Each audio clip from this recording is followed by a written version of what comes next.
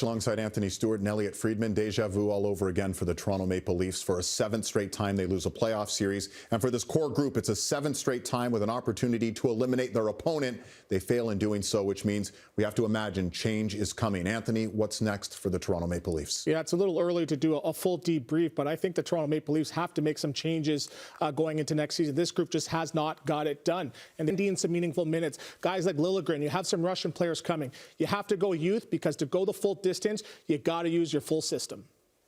You know, to me, I look at this and they've tried a couple of different ways. They've gone with skill. They've gone with adding some veterans and some edge into their rosters. So I think the biggest decision they're going to have is, why do they think they lost this series, and what are they going to do about that?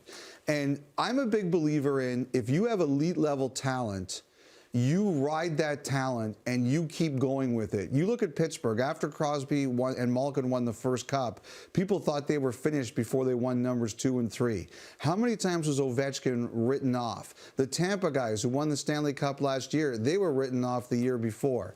The one difference between all of those teams in Toronto is those players were signed long-term.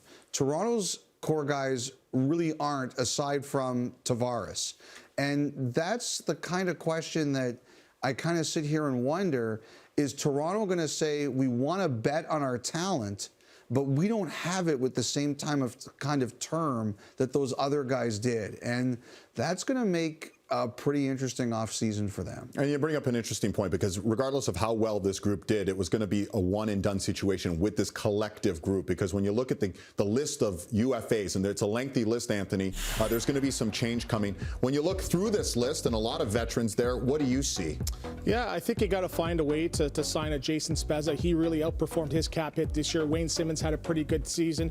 But I think the main concern right now, how do you sign Zach Hyman? How do you get him to a team-friendly contract? I know he didn't perform very well in the playoffs, but he was coming back from a knee injury. But he's going to be the key here. Zach Hyman, you got to find a way to lock him in, because he's one of those players, heart and soul type guy, and a big piece of this Toronto Maple Leafs core.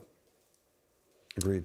Well, listen, all the armchair quarterbacks are going to be saying, you know, we need changes, we need changes. And, you know, there's been stability with the Leafs management front. But do you expect, Elliotte, any sort of changes coming? No, I don't. At the management level, if you're asking me, no, I don't. I believe Brendan Shanahan has always put his faith in Kyle Dubas, and I believe he will back him.